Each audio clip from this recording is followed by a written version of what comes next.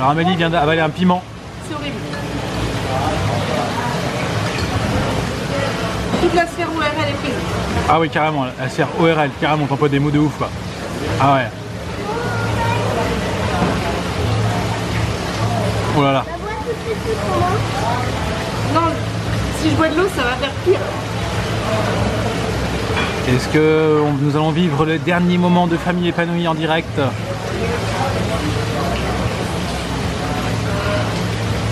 C'est chaud de tomber sur un piment. J'en pleure presque. T'es pas obligé de nous parler comme ça.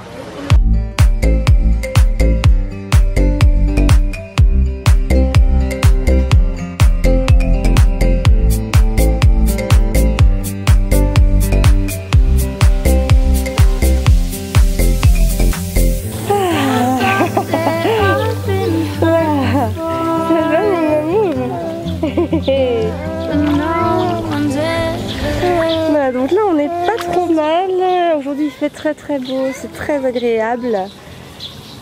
On est bien. Constance adore l'eau, les enfants aussi. Alors faut savoir que moi je préfère largement aller à la plage, mais que Arthur et Gaspard ont une petite préférence pour la piscine parce que c'est vrai que le sable est très collant ici et au moins ici voilà, ils n'ont pas du sable partout qui leur colle aux fesses, qui leur colle partout et voilà, ils préfèrent. Alors on essaye de faire un mix des deux, on essaye en général d'accommoder tout le monde, un peu de piscine, un peu de plage et puis évidemment des visites parce qu'on reste pas planté à l'hôtel toute la journée. Là c'est la fin de matinée.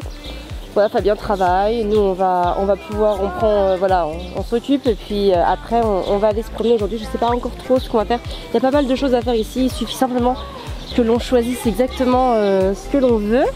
Et aujourd'hui du coup je vais continuer à te répondre aux questions que tu m'as posées, que vous êtes nombreux à m'avoir posées via YouTube ou via Instagram. Et je vais te parler des couches, comment je gère les couches pour les enfants ici aux Philippines. Mais qu'est-ce que tu veux ma belle? Qu'est-ce que tu veux? Tu veux téter? Est-ce que tu veux téter? Tu veux téter? Ouais. Oh la petite tétée au frais. Alors en fait il faut savoir, je tiens à rappeler que à la base pour Arthur on avait des couches classiques, pour Gaspard j'ai investi dans des couches lavables. Et donc pour Constance, le but était que je continue avec les mêmes couches lavables que Gaspard. Sauf qu'à sa naissance, Constance, donc on est parti en vacances, un mois après. Donc j'ai pris des couches jetables. Et puis quand on est revenu de vacances, encore un mois après, on déménageait. Donc du coup, avec tout ça, je me suis pas vraiment remis au lavable. C'est aussi parce que le rythme avec 3 enfants est beaucoup plus soutenu qu'avec 2.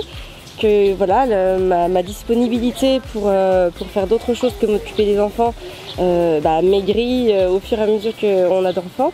Et forcément, si je veux pouvoir continuer à mener aussi mon activité, à m'occuper des enfants, à gérer aussi les priorités dans la maison et à accorder du temps de qualité pour faire toutes ces choses-là, eh bien j'essaye de voir où je peux gagner du temps. Et même si c'est pas non plus énorme de prendre le temps de laver ses couches lavables, etc.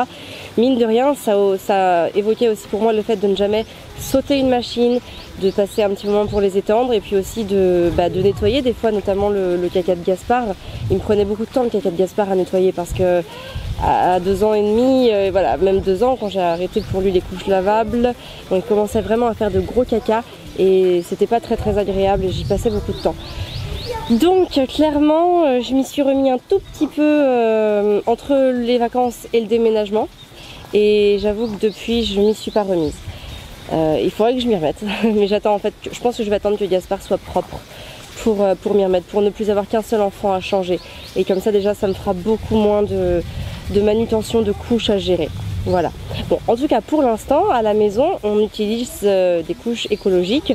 Donc en général j'utilise, il y a 2 marques que j'aime bien, les Love and Green et les Tidou. Voilà, c'est les 2 marques. Alors en général même c'est même plus les Love and Green et les Tidou aussi de temps en temps. Enfin voilà, ça dépend aussi du prix qu'elles coûtent, etc. Enfin voilà. Et donc ici, ce que j'ai fait, c'est que j'en ai emmené pour 6 jours. Donc j'étais à peu près autonome voilà, sur les 6 premiers jours, ça m'évitait d'avoir à courir. Et après, tout simplement, j'ai été en acheter dans dans un supermarché. Alors elles ne sont pas écologiques. D'ailleurs, il n'y en avait pas dans le supermarché. Après, il faut savoir qu'ici, ce sont des petits supermarchés, hein. Les Carrefour, les Leclerc, les Super U, les Intermarchés, ils ne connaissent pas, hein. C'est vraiment toujours des plus ou moins petits boubouis. Il peut y avoir des structures un peu plus grandes, mais voilà, c'est pas non plus nos hypermarchés que l'on trouve en France avec 50 000 références de couches. Donc du coup ici, voilà, il y a une petite dizaine de références de couches. J'ai pas trouvé de couches écologiques. Peut-être que c'est simplement que dans le magasin où je suis allée, il n'y en avait pas. Je peux pas étendre ça à toutes les Philippines, hein, cette généralité-là. En tout cas, c'est pas très grave. Il faut savoir que, évidemment, dans l'absolu, c'est quand même bien mieux de mettre des couches écologiques. Dans l'absolu, c'est encore mieux de fonctionner uniquement qu'en lavable. Mais il faut aussi savoir gérer l'imprévu. Il faut aussi choisir ses combats. Je vais pas passer mon temps, une demi-journée, à courir partout pour trouver des couches écologiques ici. Voilà, j'estime simplement que, de manière exceptionnelle, c'est pas trop grave si elle a des couches chimiques, je sais pas comment on peut dire ça, sur les fesses pendant les vacances. Voilà. Après, il faut savoir que Gaspard aussi met des couches, donc j'avais géré de la même façon pour lui.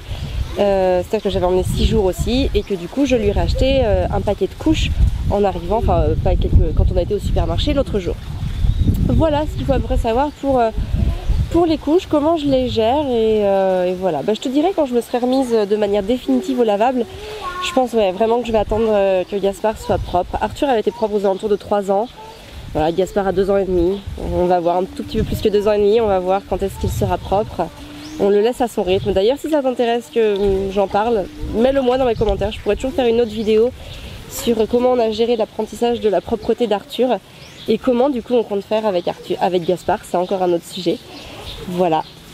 Donc je vais profiter un petit peu du moment. Je pense qu'on va attendre que Fabien finisse sa section de travail et puis on va aller se promener et puis je répondrai à une autre de tes questions dans quelques minutes.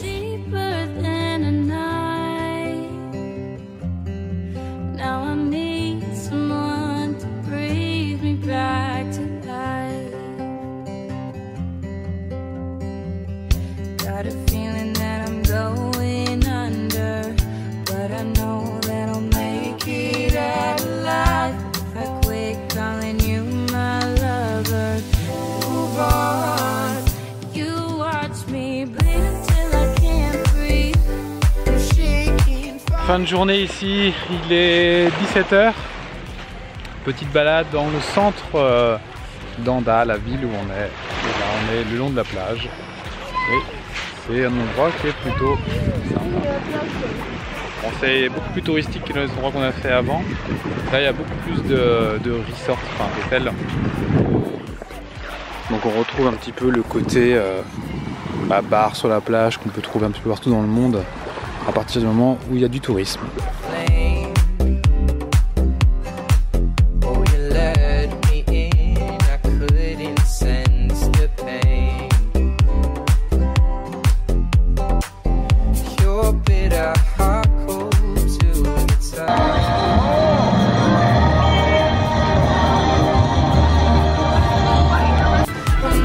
Eh bien, on vient d'assister à un petit spectacle. On pense que c'est une répétition d'un prochain grand spectacle sur la grande place d'Anda. Et là, on s'apprête à aller manger.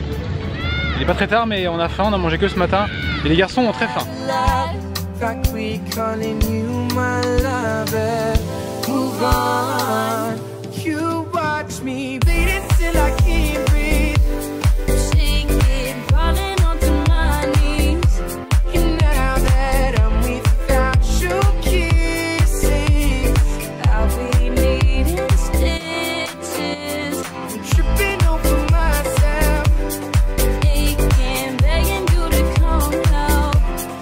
Avec ce joli paysage de rêve derrière moi, je vais te répondre à la question suivante qu'on m'a beaucoup posée, c'est pourquoi les Philippines? Alors en fait, faut savoir déjà qu'on adore avec Fabien l'Asie du Sud-Est. C'est vraiment une destination qu'on aime parce que c'est très dépaysant, notamment, alors évidemment sur les paysages, mais aussi sur la façon de vivre des gens, leurs habitations, leur façon de manger. C'est vraiment très différent de ce que l'on peut trouver en Europe et d'une manière aussi plus générale tout ce qu'on peut trouver à l'occidental. Et donc c'est vrai que l'Asie du Sud-Est est un gage de grands changements, de grands contrastes avec tout ce qu'on est habitué à voir. Donc déjà ça on aime énormément et d'ailleurs c'est ce qu'on vient rechercher ici quand on vient dans des pays comme ça, les Philippines, le Vietnam, la Thaïlande, l'Indonésie. C'est voilà, ces 4 pays pour le moment qu'on a fait en Asie du Sud-Est. On était passé par la Malaisie mais voilà, on y était juste resté 24 heures. Voilà, on a juste fait Kuala Lumpur. Oh, je me suis fait piquer par un truc dans l'eau, bizarre. Je ne sais pas. Et donc voilà, c'est vraiment une destination de choix pour nous. Et puis aussi, ce qui est intéressant dans ces pays-là, c'est que la vie est pas très chère, ce qui fait que ce sont aussi des vacances bon marché. C'est vraiment un voyage qui nous revient pas si cher que ça.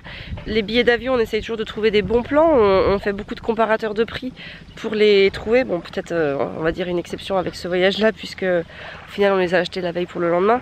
Mais sinon, en général, ce sont quand même des destinations bon marché, même au niveau tarif, parce qu'en général avec toutes les compagnies du Golfe Persique, on arrive toujours à trouver des prix assez intéressants.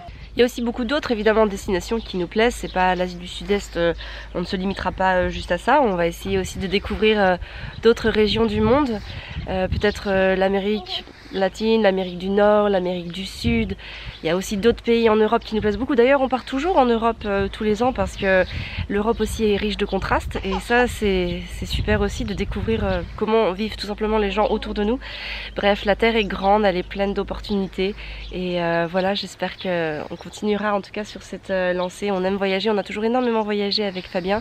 Depuis 15 ans que l'on est ensemble, on part tous les ans quelque part. Et c'est quelque chose qui nous tient énormément à cœur, de découvrir par nos yeux les autres cultures. Une autre question qui est revenue assez régulièrement, c'est la question du budget que l'on met en voyage, la question du savoir combien ça coûte un voyage. Alors c'est assez compliqué de répondre à cette question-là parce que c'est très aléatoire. Je vais plutôt te dire ce qui est possible. Et puis voilà, en fait déjà si tu pars loin comme ça, vraiment très loin, tu prends des vols long courrier, forcément ça va coûter plus cher par exemple qu'un vol en Europe de quelques heures. Pour le Portugal, je crois que ça nous avait coûté 30 € par personne aller-retour le vol. Là on est plus sur du 500 € par personne le vol. Donc forcément c'est pas les mêmes prix, c'est pas les mêmes vols, c'est pas les mêmes types de voyages non plus. Après la vie dans le pays dans lequel tu pars, il faut prendre en compte le coût de la vie.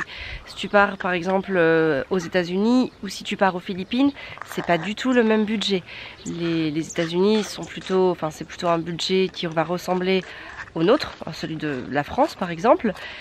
Les Philippines, tu divises par beaucoup, je sais pas par combien exactement, j'ai pas fait le calcul, mais c'est vraiment pas cher. Pour te donner un ordre d'idée, hier soir donc on s'est pris un cocktail chacun avec donc le repas, on en a eu pour 20 €.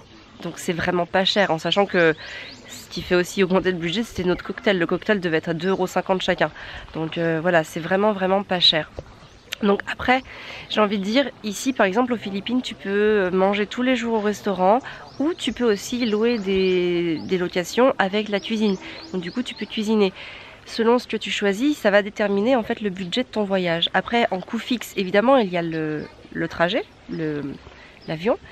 Mais après tu peux vraiment avoir plusieurs types de voyages avec vraiment différents budgets. Je pense que d'ailleurs c'est à peu près pareil pour tout. Même aux États-Unis tu peux trouver des solutions très avantageuses dans des motels ou des choses comme ça. Nous je sais qu'à chaque fois en fait on part avec le principe de dépenser le moins possible, de se faire plaisir tout en ayant en trouvant des hôtels rapport qualité-prix intéressant. Donc on n'est pas dans des superbes resorts qui vont nous coûter 300 € la nuit. On n'est pas non plus dans les tout petits hôtels à 10 € la nuit parce que c'est tout simplement pas adapté à notre configuration à nous maintenant avec 3 enfants. Mais je veux dire, il y a vraiment beaucoup de possibilités de budgets différents, peu importe les destinations. Nous en tout cas partout où on part, on se rend compte que on peut faire tout petit budget et puis aussi il y a moyen de s'envoler très vite selon ce que l'on choisit. Alors il faut aussi savoir que nous on part souvent en dehors des vacances scolaires. On part des fois selon vraiment les opportunités de vol, parfois en dernière minute. Donc c'est vrai que ça aussi, ça nous permet d'alléger le budget parce que évidemment quand on doit planifier ses vacances et plusieurs mois à l'avance et que forcément on doit partir pendant les vacances scolaires parce que les enfants sont scolarisés, tout ça oui, ça vient apporter quand même des contraintes supplémentaires en termes de budget, bien sûr. Il faut en avoir conscience. Malgré ça, il y a toujours des promos, des choses intéressantes. Il suffit simplement de zioter sur les promos. T'es dans la piscine de pied? Ouais. Oui, et là c'est la mer derrière moi. Oui, tu es dans le pédiluve. Ça s'appelle un pédiluve. Oui. Pour rincer le sable tout simplement que l'on ramène afin de ne pas le ramener dans les chambres. Alors bien sûr ce que tu peux faire c'est zioter les promos. Nous on est abonné à certaines promos, enfin notamment Fabien, je sais qu'il est abonné à quelques promos par rapport aux billets d'avion, et choisir aussi ta destination en fonction des promos. C'est exactement ce qu'on a fait pour le Portugal. On n'avait pas prévu d'aller au Portugal et puis voilà, on a eu la super promo et on y est parti, tout simplement. Il faut savoir des fois être opportuniste par rapport aux opportunités qui se présentent. Voilà, donc je pense que je vais m'arrêter là pour cette vidéo. Je continuerai demain à répondre à toutes tes questions, à toutes vos questions surtout. Et puis n'hésite pas encore à continuer à m'en poser, du coup voilà, comme ça je les note et j'y réponds. Tu peux bien sûr aimer, partager la vidéo, tu peux liker, ça me fait toujours plaisir, je le dis pas toujours mais pour moi c'est vraiment le petit retour qui me fait plaisir de voir que vous aimez aussi ce que je raconte. C'est important hein, de ne pas parler toute seule, de savoir que de l'autre côté il y a des gens qui sont intéressés par ça, par ce type de vidéo, qui sont intéressés par la parentalité positive aussi, le maternage proximal, l'allaitement, le cododo et par ce que raconte Constance aussi. Voilà, donc et puis tu peux partager aussi aux parents qui peuvent montrer des besoins par rapport à la parentalité, au maternage, à toutes ces valeurs là que nous défendons avec passion. Voilà, sur ce, je vais te souhaiter une très très bonne journée, une très bonne soirée. Je sais pas quand est-ce que tu verras cette vidéo. Et surtout, prends soin de toi et de tes enfants.